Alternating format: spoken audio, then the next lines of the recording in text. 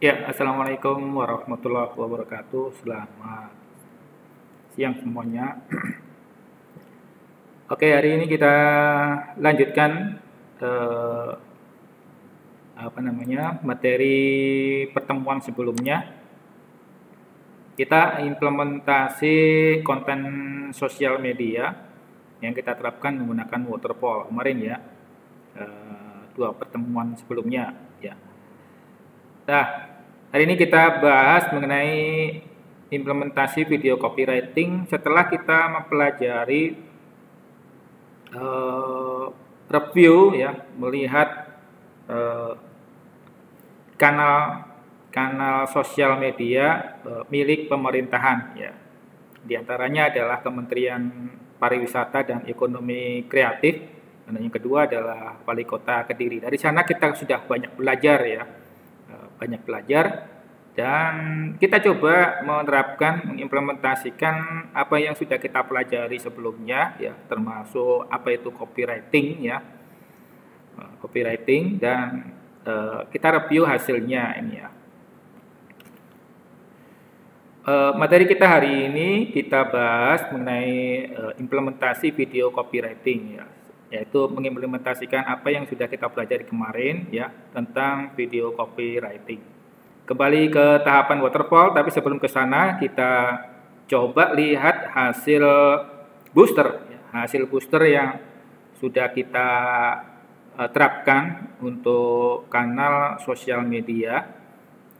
Bisa kita lihat di sini ya.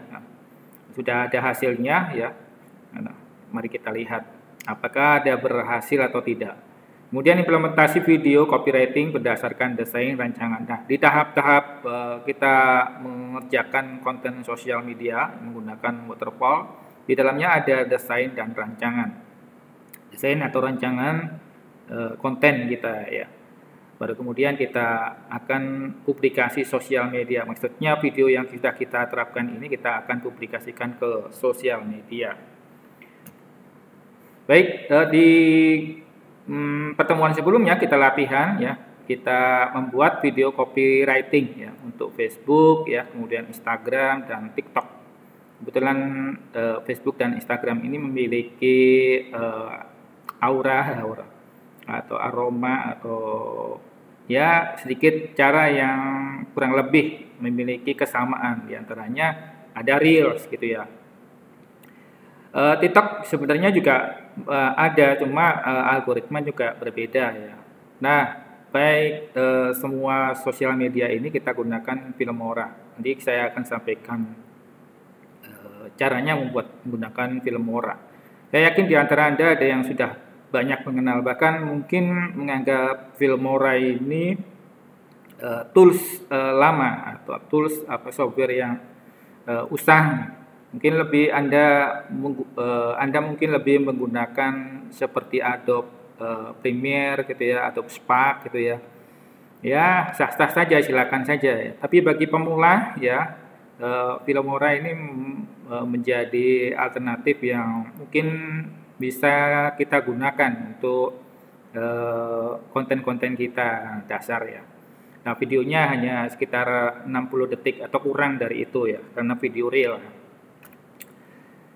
Kembali ke kasus contoh kasus yang sudah kita terapkan ya, kita kembali ke sana. Metode waterfall kita gunakan, ada 5 tahap ya. Nah, pertama kita mengidentifikasi tujuan, tapi sebelum kita tahu tujuan dan sasaran kita harus tahu latar belakangnya dulu ya. Nah, latar belakangnya adalah kita membuat blog, trafiknya rendah gitu ya. Nah, kita ingin mendorong jumlah tayangan, jumlah kunjungan atau trafik ya. Kemudian sasaran penggunanya, usernya adalah di sekitar kota-kota ini ya. Balikpapan, Jakarta, Semarang, Surabaya, Kediri, usianya sekian. Ini demografi, ini penting banget, jadi tolong nanti disesuaikan. Yang kedua adalah rancangan konten. Rancangan konten ini kita sudah set ya, kita sudah pelajari kemarin, dan implementasi yang kita implementasikan adalah content writing dan copywriting. Ini pastikan kontennya kita gunakan sendiri. Nah, makanya contoh-contoh yang saya gunakan ini adalah contoh-contoh harian. Nah, saya ada apa gitu, nah kita post, coba kita buatkan konten gitu ya. Jadi ya mungkin gambarnya kurang menarik gitu ya, tapi apapun sebenarnya bisa kita jual di sosial media, walaupun nggak menarik ya bagi kita, tapi belum tentu bagi orang lain, bagi pengguna ini tidak menarik ya. Justru disitulah sisi-sisi menariknya ya. Ya itulah sosial media ya. Nah, bahkan yang tidak kita kira itu ternyata menjadi viral. Oleh karena itu penting banget ini kita tidak meremehkan hal-hal kecil, sekecil apapun di sosial media. Kemudian publikasi di Facebook dan evaluasi.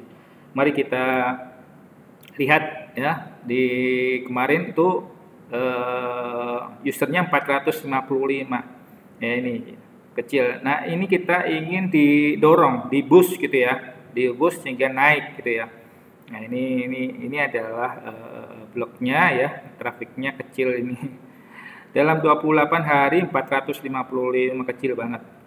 Nah setelah di boost ya, wah ternyata ada kenaikan ya 499. Nah ini belum, ini baru di boost pertama ya, boost pertama menggunakan konten tulisan, copywriting bentuknya tulisan selama 1-2 hari. Memang di data disebutkan 2 hari, tapi ternyata 2 hari itu termasuk review dari mereka. Mereka mereview dulu, baru kemudian disetujui, baru kemudian dipost. Nah, reviewnya itu ternyata bisa lama, bisa 1 kali 24 jam atau lebih. Nah itu kadang kita nunggu reviewnya itu lumayan menyita waktu, dan itu ini termasuk kayaknya di dalamnya.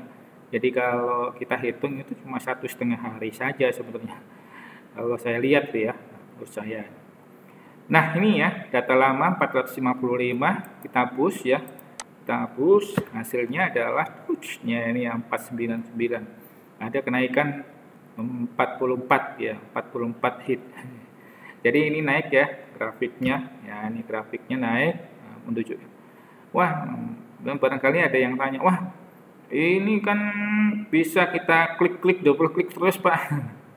Bahkan pakai alat mesin bisa naik sendiri gitu ya. Aduh bukan ya, ini benar pakai booster ya, pakai booster itu tadi. Nggak naiknya nggak signifikan, bener ini orang ya, berarti yang klik ini adalah orang. Nah, tapi kalau ada yang pakai alat ini di luar dari jangkauan ini ya, kita tidak bahas seperti itu ya. Pakai program gitu ya, atau pakai spammer gitu ya. Enggak, ini kita tidak menggunakan. Waduh, ngajar pakai itu kan palsu juga saya. Nah, begini ya. Nah, ini ya hasilnya ternyata ada kenaikan.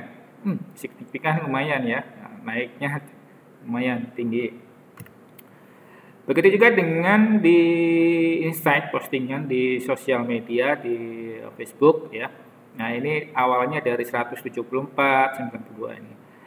Nah ini naik jadi 615, wow, 583 jangkauan postingan. Tapi yang klik hanya kurang dari 10%, 7%, 8%, 33.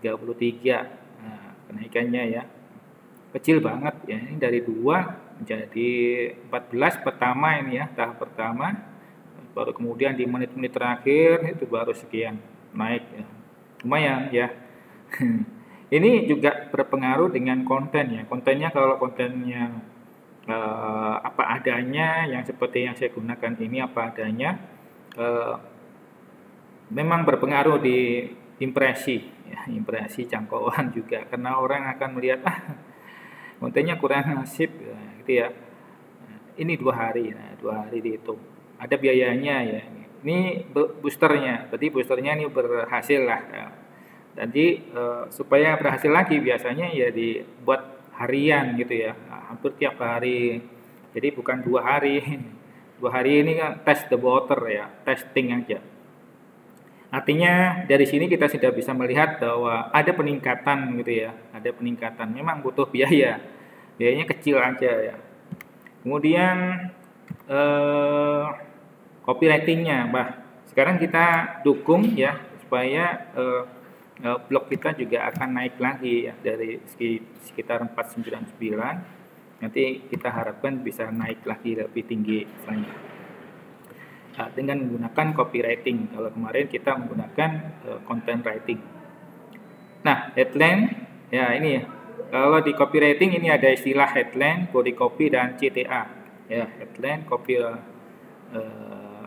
body copy dan CTA. Kemudian di dalam copywriting ya, itu ada beberapa formula antara lain ada AIDA, AISMA, ini kurang lebih sama ya. Kemudian AISAS, ya, DCA, PAS ya, BAP dan seterusnya. Ada banyak formula, ada banyak cara ya. Nah, tentu saja cara ini tidak kita gunakan semua, mungkin salah satu di antaranya. Dalam hal ini saya menggunakan cara keempat nih ya, PAS nih ya. Nah, ini. Jadi copywriting yang kita gunakan di sini adalah PAS ya. PAS ini singkatan dari problem, agitasi, dan solusi. PAS dari problem, agitasi, dan solusi. Kita sampaikan yang lain-lain, kita fokus di PAS ini ya. Nah, untuk menerapkan PAS kita ada beberapa cara ya. Cara yang kita sudah pelajari adalah demikian ya. Ada problemnya kita uraikan dulu. Problem ini di bagian headline ya. Headline. Kenapa pekerja lulusan SMA, SMK sulit naik gajinya misalnya gitu ya. Kemudian agitasi ya. Agitasi itu apa kaitan masalah yang ada di sini dengan pembaca. Hasilnya adalah seperti ini. Kemudian solusi ya, solusinya inilah untuk menyelesaikan masalah yang ada di sini ya. Masalah. Jadi masalah ya ini ya. Yang kita angkat adalah masalah yang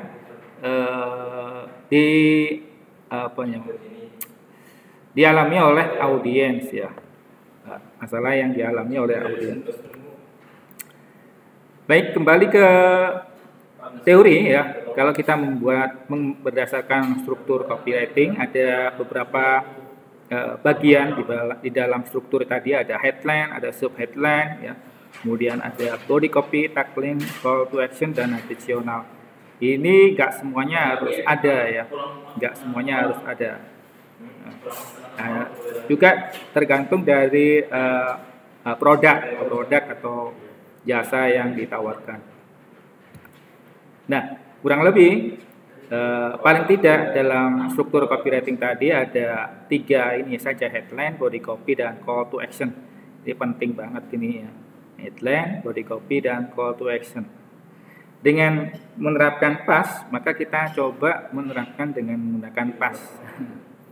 PAS tadi ya, PAS to problem. Nah, problemnya ada di sini ya. Agar pahami mindfulness. Problemnya ada di sini, nah, problem. Kemudian diuraikan di sini. Kadang kita nggak sadar dengan pikiran kita sendiri lagi ngapain saat ini. Orang bilang nggak fokus karena kita nggak sadar gitu ya. Jadinya gagal paham. Gitu ya. Nah, supaya gagal paham gimana? Nah, ini agitasi ya, agitasi. Coba mindfulness. Ini solusi ya. Coba mindfulness. Nah, agitasi itu sebenarnya juga ada di sini ya. Nah, ini. Jadi yang di sini adalah headline, ini adalah problem. Ya, problemnya adalah orang itu bagaimana memahami mindfulness. Ya, orang biasanya nggak sadar. Lalu kemudian kita uraikan agitasinya, dan ini adalah solusi. Baru call to action-nya ada di sini ya. Nah, ini. Dan di sini di bagian ini kita berikan memori ya, memori AIDMA. Teorinya kurang lebih mirip seperti AIDMA ya. Nah, di memori ini kita berikan video ya. Kita berikan video-video. Ya, ini contohnya ya.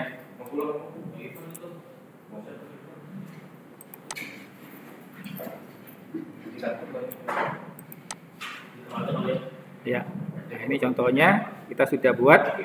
Ini kita buat menggunakan Filmora. Ya. Nah, ini nggak ada suaranya ya. Suaranya saya matikan dulu. Ya.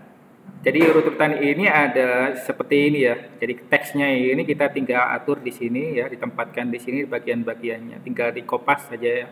Nah, tinggal dikopas, hasilnya kita post di Instagram. Ya, Instagram hasilnya seperti ini. Nah, dari banyak foto-foto tadi kita kumpulkan, kemudian kita olah lagi, jadilah video seperti ini. Ya. Lengkap ya kira-kira ya. Kemudian jangan lupa tambahkan musik ya, musik yang terutama musiknya yang viral juga supaya kita dapat uh, konten juga. Jangan lupa di bagian depan ada cover ya, covernya yang jangan dilupakan. Cover seperti yang kita pelajari di sebelumnya, cover ini ada di depan ini. Tujuannya apa? Kalau ini di-download sama orang, kemudian di-share di WA, itu muncul cover ini sehingga orang tidak ragu-ragu untuk mengklik ya. Biasanya kalau orang share itu kan videonya hitam gitu ya di depan. Nah, kalau ini yang langsung muncul covernya ini. Ya. Sekarang kita berikan musiknya sekarang. Dia ndak mampu, aku duduk sepek idamanmu, nuruti karepmu, aku ninu ninu ninu. Dia ndak mampu, aku duduk sepek idamanmu, nuruti. Dia ndak mampu.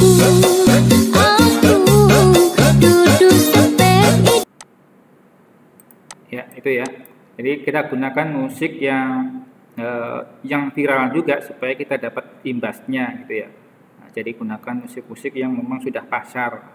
Juga boleh musik-musik yang asing, yang berbeda, tapi yang memiliki pengaruh ya. Jangan musik-musik yang nggak tepat gitu ya. Musik itu membawa pengaruh juga. Oleh karena itu, pandai-pandailah Anda memilih mana musik yang digunakan untuk background gitu ya. Kita lihat setelah itu kita post di IG ya. Kita lihat di IG kita. Nah, ini IG ya. Ini IG saya sebagai digital creator. Nah, ini ya postnya. Ternyata naik ya 200. Oh, views-nya sudah 200. Ini pada belum 24 jam ya. Baru tadi malam 12 jam lah kurang lebih ya. Ini hasilnya ya, ini 12 jam 12 pas ya, ini enggak ada apa dan ini jumlah like-nya sedikit memang karena teman saya sedikit di sini ya, 400-an aja ya. Ya yang nge-like cuma 3 orang. Ini enggak masalah karena kita sudah melihat bahwa ternyata sudah menjangkau 200 orang ya. 200 orang itu lumayan sudah untuk saya ya. Ini usernya cuma 400 orang. Ini ada musiknya.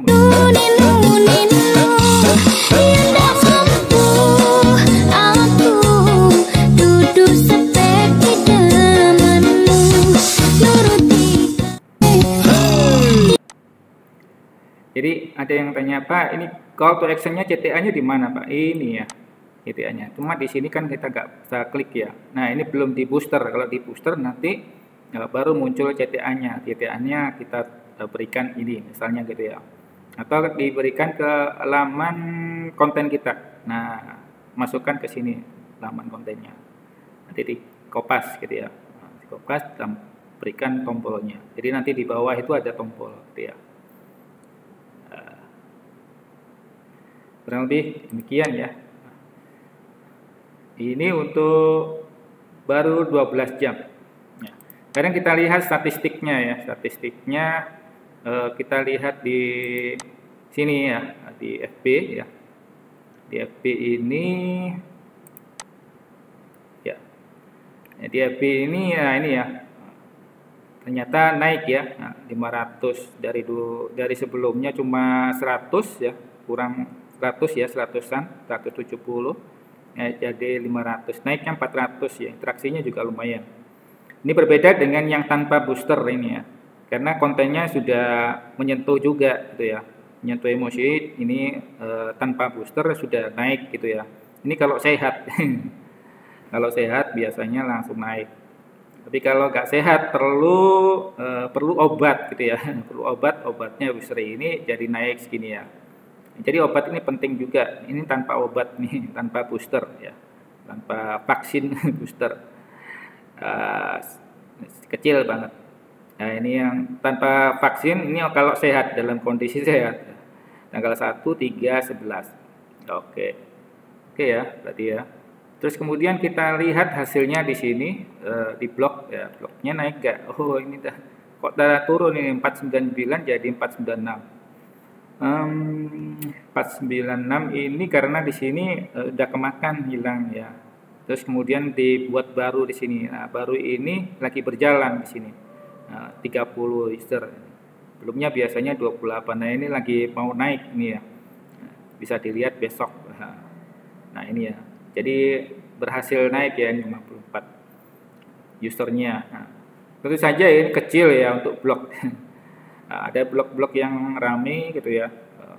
Biasanya blok itu kan terlalu apa namanya, sederhana atau biasaan dan hanya isinya iseng-iseng saja. Nah, ini artinya boosternya berhasil ya, berhasil artinya ada kenaikan. Jadi kalau mau ingin naikkan lagi, ingin dikenal lagi oleh masyarakat, oleh orang banyak, maka sering-sering lakukan booster tadi ya. Nah, ini lebih aman, bisa dilihat. Meski demikian, kita kalau hanya sekedar mengejar traffic itu berbeda lagi, nggak perlu booster. Ada alat toolsnya yang untuk mengenjot traffic. Tapi buat apa traffic banyak-banyak kalau nggak ada yang nonton ya? Percuma. Trafiknya seperti traffic maya, traffic semu ya, traffic semu. Trafiknya hanya untuk menunjukkan bahwasanya jumlah hitnya tinggi ya. Nah, jumlah hit tinggi itu bisa diakali dengan mesin tadi ya. Nah, kita tidak pakai mesin, ini user murni ya kalau di booster itu. Diklik oleh user tadi ya, dan dilihat, dibaca gitu ya. Dan itu ada tanggapannya dari pengguna. Anda bisa mengunjungi website saya ini, kemudian dilihat di komen. Di situ ada komentar juga dari pengguna yang lihat tadi. Artinya ya lewat di situ ya, berfungsi juga. Nah, ini hasil dari implementasi yang mudah-mudahan bermanfaat, bisa kita gunakan ya. Oh ya, mohon maaf ya, ini masih ada satu lagi materinya tentang Filmora tadi ya, tutorial. Saya tambahkan lagi satu ya, tambahan ini ya, caranya membuat ini ya. Videonya ada yang tanya, Pak, caranya membuat bagaimana ini? Oke. Mari kita bahas kembali ke sini, sorry ya. Kita buka ini ya, ini adalah Filmora. Dan di sini ada file-file ya, file-file foto-foto kita. Jangan lupa dimasukkan ke sini satu direktori ya, termasuk musik yang akan kita sisipkan. Nah, covernya jangan lupa, ini cover ya. Cover. Di cover ini taruh di sini depan ini ya. Nah, depan ini. Ini kalau kita ketik di sini, covernya ada di sini. Nah, ini segini aja cover ya. Penting. Kemudian di sini musiknya ya, kemudian ini teksnya. Nah, ini teksnya. Nah, teksnya kita bisa buat di sini. Nah, ini blocker. Satu-satu ya. Satu-satu bertahap ini kita sesuaikan. Kemudian di transisi ini ada transisi. Kita masukkan semuanya di sini ya. Lalu kita kalau sudah sampai waktu yang ditentukan dalam sekian durasinya, baru kita jalankan. Coba ya, kita coba ya. Kurang lebih seperti ini. Bentar ya.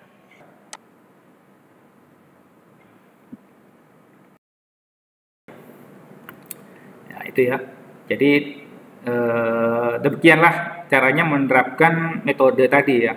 Langkah-langkahnya sudah jelas. Kita biasakan menggunakan langkah-langkah tadi, kita sesuaikan dengan kasus yang ada, dan solusinya, cara-caranya juga sesuai dengan apa yang sudah ada ya. Nah, maka kita kalau sudah terbiasa seperti itu, mudah membuat konten itu ya. Mudah, mau konten apa saja itu bisa ya. Tapi kalau nggak terbiasa ya sulit juga gitu ya. Jadi ini juga terkait dengan kebiasaan programming gitu ya. Jadi kalau Anda suka membuat program gitu ya, itu kan kita penuh di kepala kita kode-kode ya. Nah, itu kalau nggak terbiasa kan sulit membuat kode.